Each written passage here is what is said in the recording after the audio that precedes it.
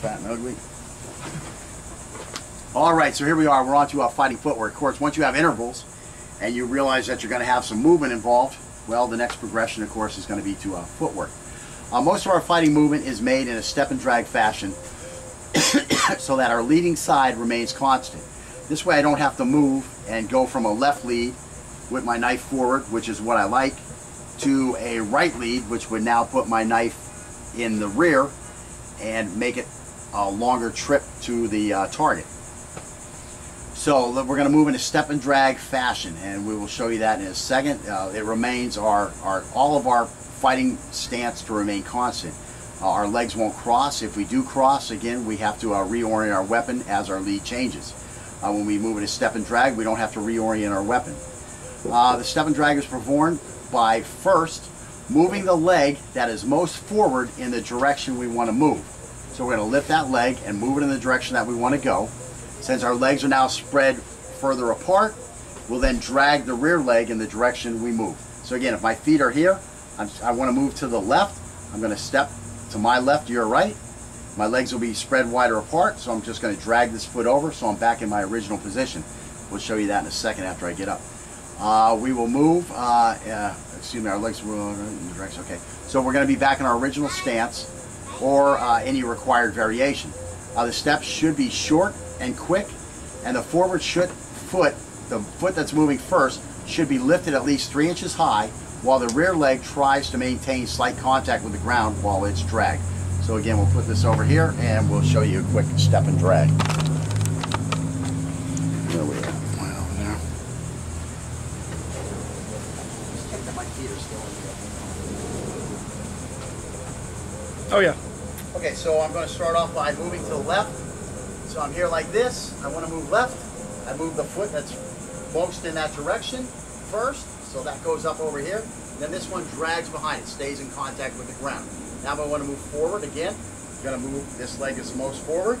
I'm going to lift it about 3 inches, step forward, bang, and then I'm going to drag this one back here. And again, nothing changed, okay? If I want to move to the right, this leg is the furthest to the right. So I'm going to pick it up 3 inches, step it to the side, and then drag this foot back over here. Now if I want to move to the rear, same thing. This is most rearward. I'm going to step it up, and then I'm going to slide this back. And that's the movement. So what we're going to do now is we're going to do a box drill. And the box drill is basically, well, it's not basically, what we're going to do exactly is we're going to step with the step and drag 3 steps forward. Then I'm going to go to the right 3 steps, then back 3 steps, then the left 3 steps. And then what I'm going to do is I'm going to reverse my direction in that and do that box. Then I'm going to go forward again, but I'm going to go left first, and then backwards and go into a box in that direction, then reverse that box. Then of course I'm going to go back and to this side, back up and over here, and then reverse that. And then I'm going to do the same thing, going back this side, coming back to where I started, and again reversing that box in that section. So again, I guess we can do that together right now. You're ready to go? And we'll just have the video watching. And again, we want these steps to be quick, so we're going to almost like hop as we step. So we'd be like this. There we go. And 2, and 3, and to the left now. Okay, we'll go right. That's okay. Right, and 1, and 2, and 3. Now to the back, and 1, and 2, and 3. And as you can see, nothing's moving on my upper body. And again, now we're going to go to the left. So 1, and 2, and 3, and we're right back where we started. And now we're going to reverse that. So back to the right. 1, and 2, and 3, and forward. 1, and 2, and 3, and to the left.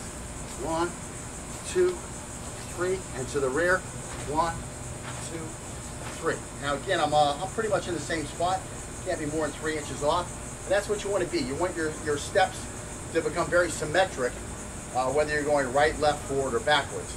And again, now we're going to go to the front and we're going to go left. So again, 1, 2, 3, and to the left. 1, 2, 3, to the back. 1, 2, 3, and to the right. 1, 2, 3. Right back to almost where I started. And again, going to the left first now. 1, 2, 3, forward. 1, 2, 3, to the right. 1, 2, 3, and to the rear. 1, 2, 3. Hopefully I'm somewhere in the same range. Now we're going to start by going to the rear, and we'll come around to the right when we get to the back. And go. 1, 2, 3. 1, 2, 3. Got a little pull. 1, 2, 3. And the left. 1, 2, 3. Again, that knife just stays locked right there. Going back to the opposite side. 1, 2, 3. To the rear. 1, 2, 3. I don't know where that pulls at. 1, 2, 3. And to the forward again. 1, 2, 3. Now, one of the big things about this step is that if you do step on something, you're going to have a lot better chance of keeping your balance. I probably should have tried to run into that hole back there a little bit to show you that I can keep my balance, but take it from my advice.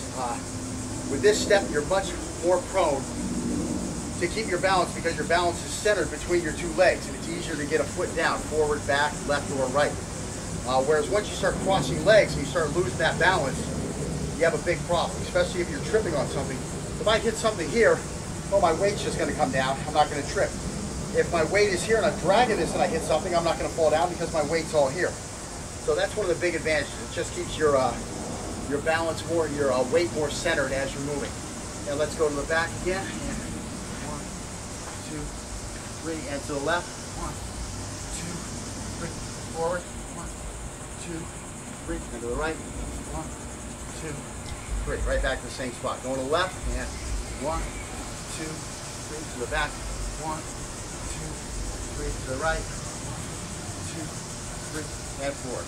1, 2, 3. As you can see, everything I ended up right back here in about the same spot. And this is a drill that you want to do until you're comfortable with the movement. Scott's been doing some gunfighting with me, so he's seen this move before, so he's pretty comfortable with it. We may go through it again or not, but you want to go through with it until you stay crouched. Your legs are moving nice and quick in a quick little hop. And the big thing is your upper body doesn't have to move while you're doing it. Okay, let's get on to the next concept. Okay, for the next skill set we're going to do, we're going to try to bring this more into practical application. Scott, you're going to come over here, and let's get to contact distance. Okay, so we have our knife side forward, knife in our left hand, and what's going to happen is I'm going to move at you, and I'm going to try to attack on angle 1. Now, as you see me start to move, you're going to skip back using the step and drag to get out of the way. Okay? Now, I'm not going to come at you with my my superhuman type speed. I'm just going to come at you with a training speed. Okay, so again, here I come, and you're just going to slide on. Just let me come at you before you skip. Okay, so yes, you want to actually try to react to me coming at you. Okay, so here we go. Bam, so he's out of the way. And again, bam, he's out of the way. So that's all this really takes. I remember one of the first knife fights I was in, the guy tried to stab me with a knife, and well, whatever he was trying to do, he was trying to kill me, no doubts about that. He almost wound up killing my buddy who wasn't quite as adept at evading him. But that's basically all I did. Every time he came at me, I just skipped back. I skipped back. I didn't have a lot of knife defense at the time, and my hand was also in a cast from a injury I received while in the Marine Corps. That's all I did to avoid this guy. I just kept avoiding him. I don't know, 10 or 15 times he tried to skewer me, and finally he gave up, and he saw my buddy on top of his buddy pounding his head in, and he started running that way. And of course, I was in kind of retreat mode and couldn't catch up to him in time before he then skewered my buddy and almost got to his heart. So that was a hospital trip there. But anyways, I digress. So we'll just finish this up, and he's going to try to get me with a 1, and let's see if my fat ass can stay out of the way. And again, you see my hand is right here. If he's going to cut anything, go ahead and come, move back just a little bit, and come at me again with that technique. Bam, see what he's going to get? He's going to get my hand. Now, if I have the choice of him cutting my hand or cutting my carotid, I'm going to take the hand every time. So that's where I just kind of anchor this hand right here. You see me doing the drills, my hand, maybe it's been a little lazy, but once I actually have a knife in front of me, those good habits come back, and it kind of anchors right here on my chin to where I know that carotid is going to be covered. Of course, if he comes with a 2, go ahead and come with a 2. You know, it's going to be pretty easy to get this hand out here if I have to. And again, he would probably be eating this on a 5 if I was actually in the move. So anyways, this is going to come up here pretty quick from right here, you know, because I've got it posted in the right spot. So again, let me come at you 3 more times. And bam, bam, now you come with me. There you go. He's got that big reach on me. That's one thing you got to watch out with your intervals. You know, he got a little close on me, and he was able to nick me a little bit there. But again, you know, where do I want to take my nick? Again, this is a drill that you can do that you would never use in a real knife fight. You never want to move straight backwards in a real knife fight. There's a lot of other things you want to do, and that's what I talked about earlier. Some of the drills that we do, they have practical application. Again, come at me with a knife. You know, I don't have a knife. You know, what are my choices? Well, depending on what I know and what I don't know, this works. I've done this in real life. This works. Skipping back out of the way with a step and drag, it works. It keeps the guy off you. It keeps you where you can see him. You know, come at me with a knife again. I turn this way to run. Guess what? I can no longer see what's happening. Okay, at least if I'm skipping back, come again. If I'm skipping back like this, I can see what's happening. I got my hands out here to where I can try to get something on him. But that's definitely better than turning and running. Now, is it, again, come at me again, is it better than this? No, it's not better than this. This I'm out of the way completely, and now I've got him flanked. That's where we're going to progress to. That's what I mean by we show some techniques. They work, they're applicable, but it's not where we want to be, okay?